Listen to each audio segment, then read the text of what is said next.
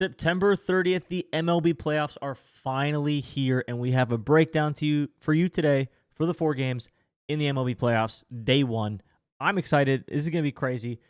We got some stuff to get through. I got some rants to go on, so lock in. Make sure you drop a subscription, like, and comment this video if you haven't yet already, as we're just getting started. And let's dive right on in, man. I am very excited. 2 things. 1, right here, this is the WAP community, which all my apps are built into. So if you want to access my applications that you see here on the screen, we have MLB, NFL, college football, NBA, and college basketball coming out when those seasons start. Come to wap.com/rudebets. You can use code RUDE for 25% off any subscription package. So come lock in and join the community. We got a great community ride in here. And secondly, Kalshi. If you haven't signed up for Kalshi yet and you want to get in on something where you can set your own price for certain plays, when I talk about prices, go lock in and download Kalshi. You can use code RUDEBETS when you sign up there as well if you want to support me. If not, that's fine too. Just sign up for Kalshi. Yeah. Let's go ahead and get in. I'm going to go live here on TikTok. Boom, done. And let's lock on in, man. Well, let's just start with kind of the basics of the MLB playoffs, because I do have a feeling that most people are potentially new to this, and if you're not new, this is always a good refresher because this is a completely different time of year than what we're used to. Like, completely different than what we're used to. So, oh my gosh, how is there a bot? Anyway, so a few things about MLB playoffs. 1, home runs, throw them out the window. I mean, you can still take some home runs here and there, but like, do not expect this to be a massive home run type of day. Frosty, top of the morning, what's up? These games shrink. These games completely shrink. Scores go down dramatically. You're not going to, I mean, it's very unlikely that you're going to see like 10, 11 run games. It might happen. It might not happen, but it's very unlikely. Reason being is every team is basically in do or die mode. Season's on the line. They throw out their best pitchers that they possibly have available, both from a starting pitcher perspective and the bullpen. And then they also play matchups. That leads me to my second point, playing matchups. I personally would stay away from pitcher props, unless you're looking maybe at a guy like Skubal or an ace of the team, like the number 1 guy, Crochet, Skubal. Kind of like just around those two, I mean, for real. But I'd stay away from strikeouts and pitcher props because these pitchers, they're going to play matchups with them, especially when you get into like game 3 of a series, something like that. Starting pitcher might go 2 innings. Then they're going to swap in a guy that matches up really well against the batter coming up. Like, it's every single at bat is scrutinized and like under a microscope. So I would stay away from home runs and pitcher props. I agree. I understand that makes MLB completely boring. That does make MLB pretty boring when it comes to trying to find good action. For me, personally, probably going to stick mainly with, like, just which team's going to win and then maybe some player props here and there for, like, a hit, things like that. Maybe hits, runs, RBIs. Last year, we found our golden goose. It was Tommy Edman. This year, we're going to look for our golden goose. I don't see one right now. Last year, Tommy Edman against left-handed pitching, pretty much the entire month of September and then through the playoffs. If there was a lefty on the mound, Tommy Edman was free. So this year, we're going to look and see if we can find a similar golden goose. But yeah, for now, we're still searching. We're going to be searching. Don't know who that is yet, but that's what we're going to look for. So let's get into game 1 here. Tigers at the Guardians. Pretty interesting. Division rivals. These guys have seen each other a ton. They know each other very well. Skubal versus Gavin Williams. Once again, you're not going to see a lot of batters that are jumping off the page here with these pitching matchups. I have the Tigers winning this game with a 56% chance. Now, this poses some questions here because the Guardians are plus 140. Tigers are minus 156, 160. Neither really fit the bill. Neither really fit the bill for, like, fair value, unfortunately. Yeah, they're both negative expected value, if we're being honest. So in that case, you probably go with the favorite. You probably end up going with the favorite in that case. So the Tigers here.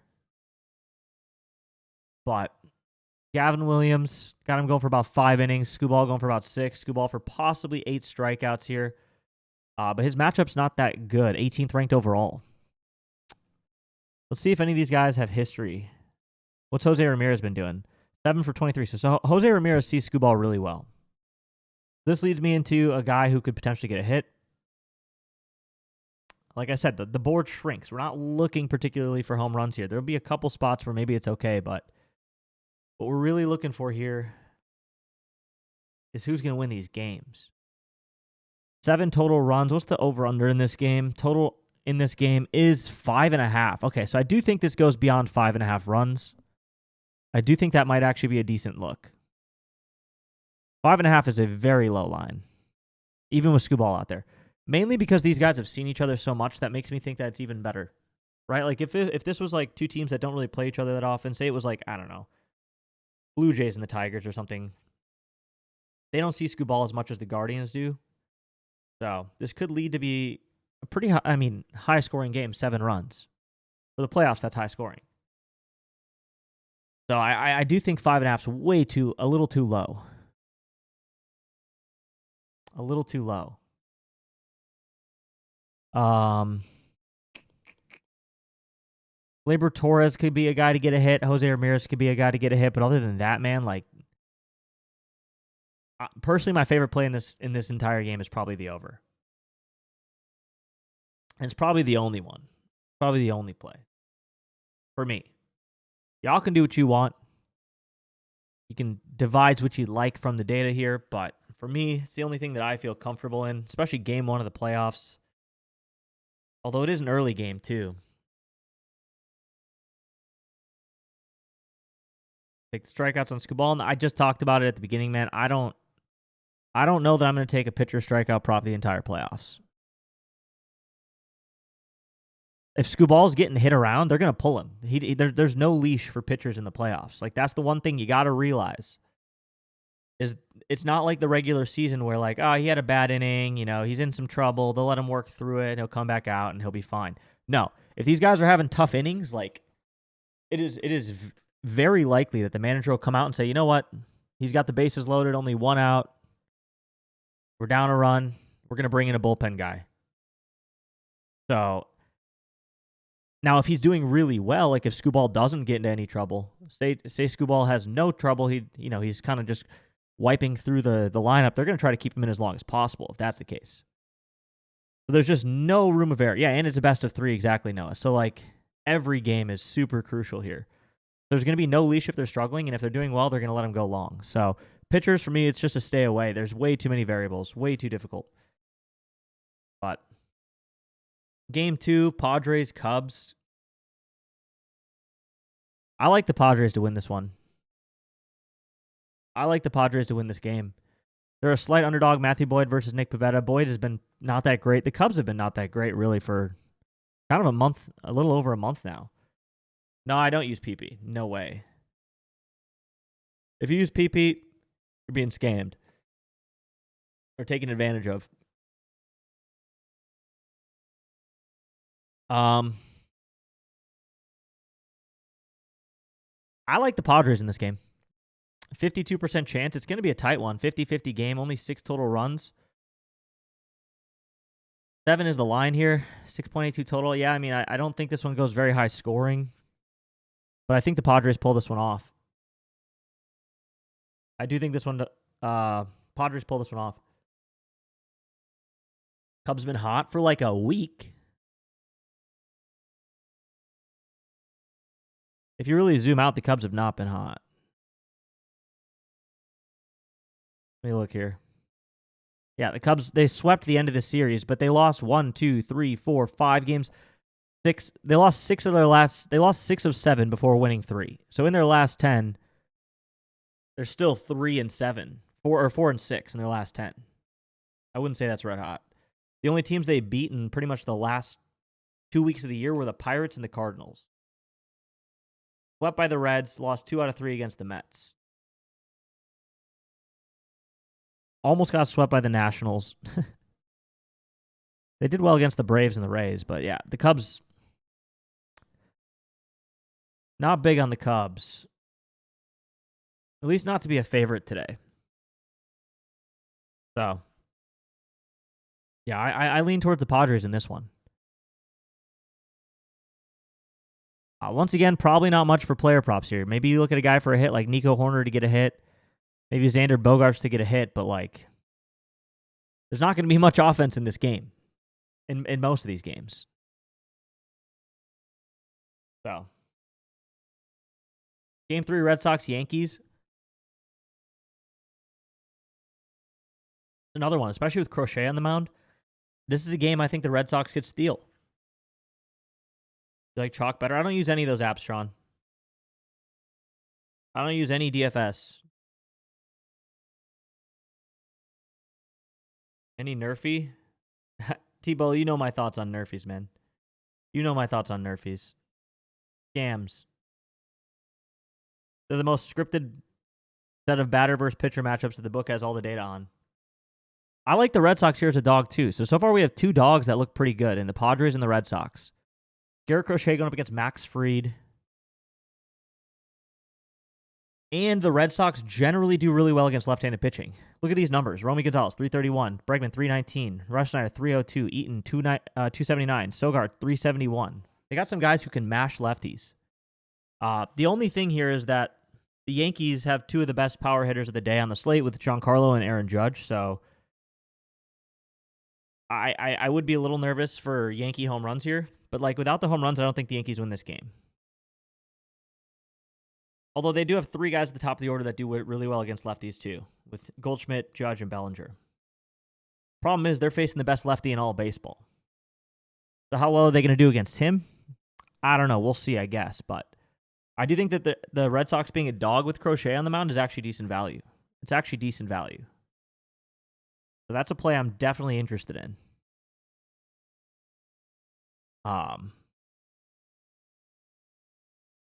Fried's numbers on the year, outside of home run limitation, he's kind of mid. Pretty average numbers here. Strikeouts are really average. Hits, pretty much in line with average. Walks are good. And he goes deep into games, but his home run limitation is pretty much the best thing he's got. Doesn't give up home runs. Who do you take for hits on the Red Sox? Well, Romy Gonzalez and Bregman, the 2 best hitters against lefties. Romy is really good against lefties, man. 331. 2 for 7 versus Fried with an extra base hit. He's a really good contact guy for against lefties. Romy homer? No. You guys, no. Homers in the playoffs are rare. Like, MLB Playoffs is not like the regular season. There's not a lot of home runs. Aaron Judge does have the best chance at a home run today, yeah. Aaron Judge would be the only... Him and Shohei are pretty much the only 2 that I would even consider today for a home run.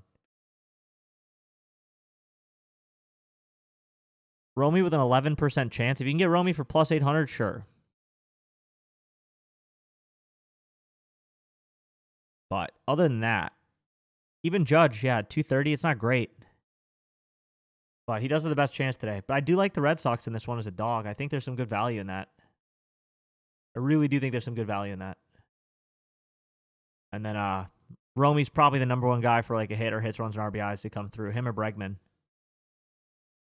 Story could be clutch today too from an RBI perspective, but I like Romy the best. And then Game 4, Reds, Dodgers. I mean, Dodgers are just juiced to the moon. Minus 200. No way. No way. Plus 168 for the Reds. I mean, I think there's good value on the Reds today as a dog. Are the Reds going to win? I mean, I do still have the Dodgers winning here, 53% chance, but it's only a 53% chance. Hunter Green's the best pitcher on the Reds. Hunter Green generally is really good. Look at these numbers. 31% strikeout rate. That's insane. Home runs is where he struggles. He does allow home runs at an average rate, 3.57% of batters, but his hits number is great, 17% only. Average is 23. Walks, only 6% walk rate. Like, Hunter Green is outstanding. He's going to give the Reds a chance here today. If he can get through Shohei and potentially Max Muncy, the only 2 guys that really scare me against Hunter Green today are Shohei and Max Muncy. So, now I don't know that the Reds are going to win this game, but I do think that they have a chance. I think they have a much better chance than the market indicates. I fear that the line is way too heavy on name value here. I would like to see the sharp flow. If anybody can let me know what the sharp flow is on in this one, I would be surprised if it was the Dodgers. Maybe it is, but I would be surprised. The public is probably all over the Dodgers. I would venture to say that 90% of the public is on the Dodgers today. But I would also venture to say that the Sharps are probably on the Reds. Sal Stewart also a decent chance at a home run here. This guy mashes lefties.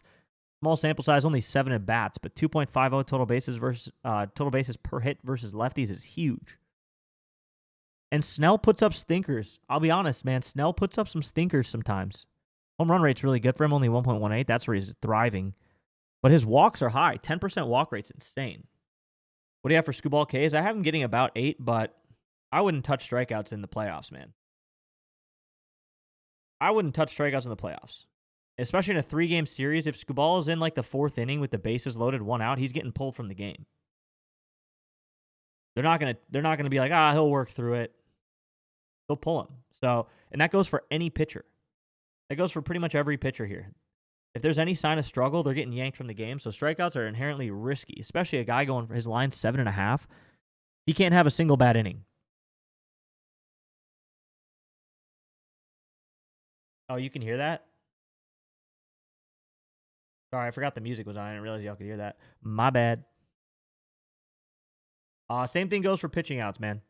Same thing, same logic applies for pitching outs.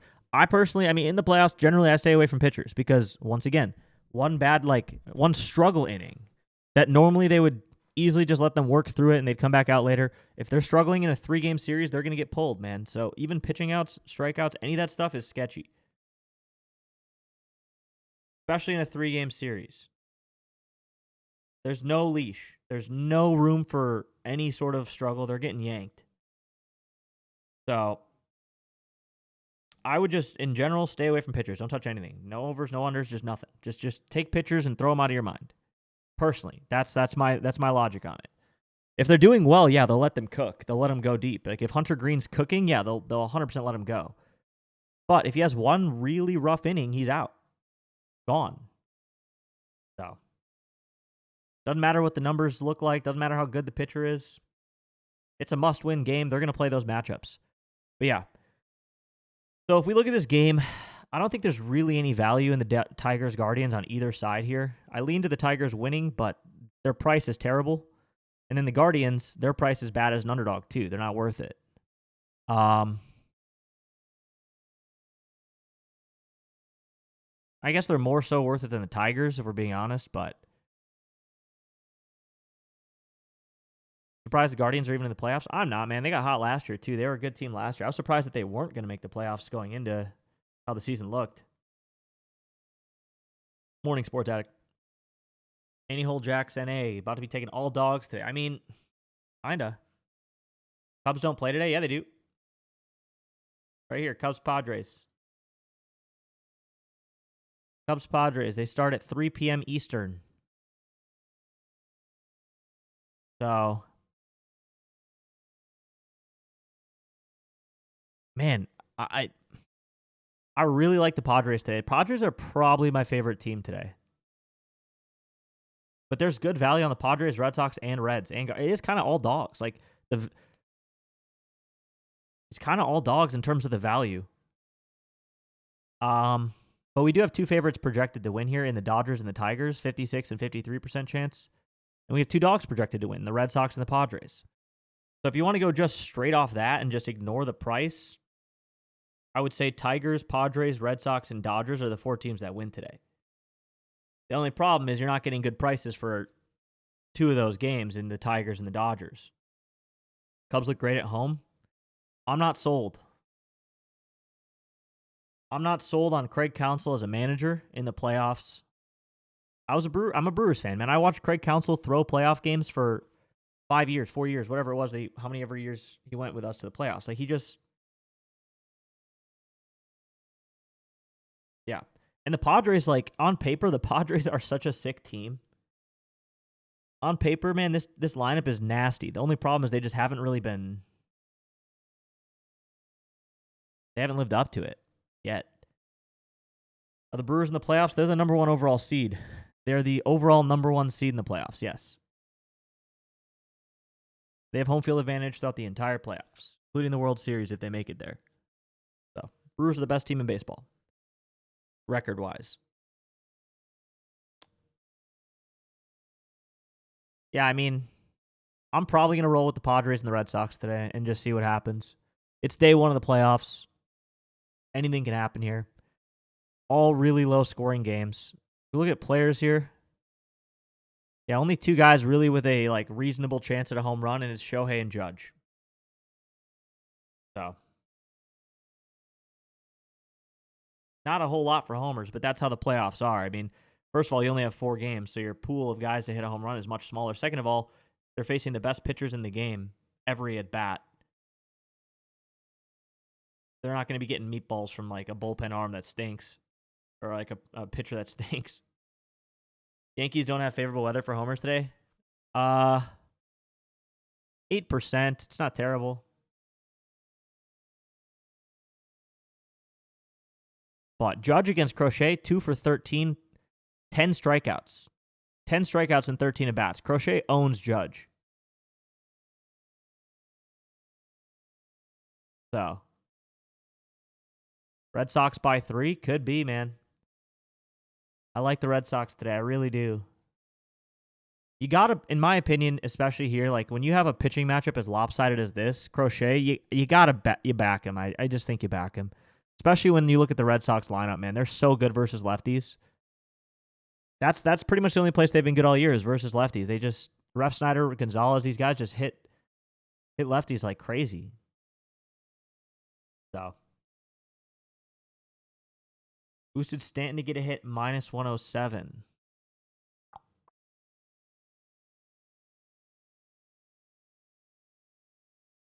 Not terrible. Against Crochet, he's 2 for 6. Yeah, he's decent against him. 4 strikeouts, though, but he's got a couple hits against him.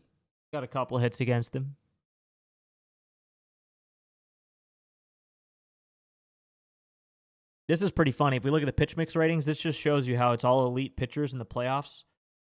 This is a rating from 0 to 10, rating how well the batter matches up against the pitcher and what the pitcher throws.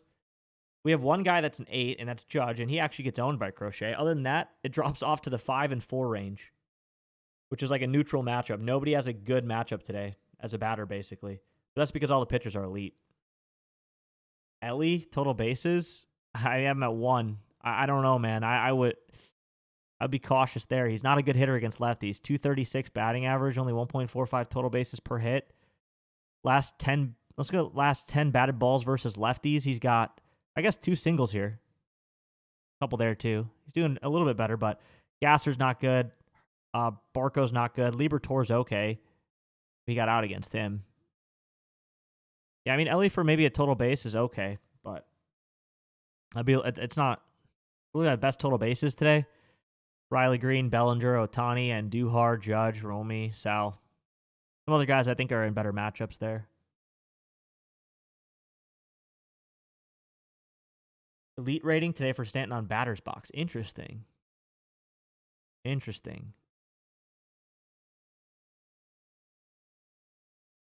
I don't know if anybody really has an elite rating versus Crochet. Is this your model? Yeah, this is mine. I'm not entirely sure how anybody could possibly have any batter with an elite rating versus Crochet, if we're being honest.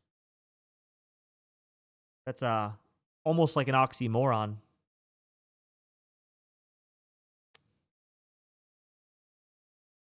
I guess the one thing here is fastball. Crochet's fastball is not that good. It's only 0.2 runs above average, so it's pretty normal. Remember from NBA last season, model was spot on with a lot of props. Yeah, the model's good across all sports. Similar performance across every sport, so because I use very similar logic in all of them. You took the over in the Detroit-San Diego game and Red Sox. Oh, over in Detroit, San Diego money line, Red Sox money line. I don't mind it. We'll see how it goes. I don't mind it. Excuse me. But day one of the playoffs, there's not too much more to talk about. I'm going to be honest, I'm probably going to go a little light today. I'm going to take it easy. We got to see what happens here. These teams are probably going to be a little on edge, so. Mike, I have no idea about that. I feel like that's a kind of just a random prop line thing. I don't know. 3.5, 1, 2, 3 innings. I have no idea how to even cap that. Thoughts on Cubs first 5? I have the Padres slightly winning that. 1.93 to 1.74. I'm not sold on Boyd right now, man. I'm not sold on Boyd right now. Maybe he gets it together today at home, but I do think this is potentially a tough matchup for him. Padres coming into the playoffs too. They won 1, 2, 3, 4, 5, 6, 7 of their last 8 games. And 8 of their last 10. So they're coming in pretty hot. Padres are coming in pretty hot right now. Padres are coming in pretty hot. Weather in Chicago, negative 15% for home runs. Negative 15%. So, all right, chat. Good luck. Good luck. I'm going to hop off, upload this video over to YouTube, start locking in some stuff for the early games. The NFL model, by the way, too, if you go to the WAP and you sign up, the NFL model is fully updated for Week 5. It's ready to go. Week 5 is locked and loaded. All the player props, all the scores, everything is ready to go for Week 5. So, if you haven't joined yet, come join the WAP. But, yeah, let's keep it rolling. And I'll catch y'all later.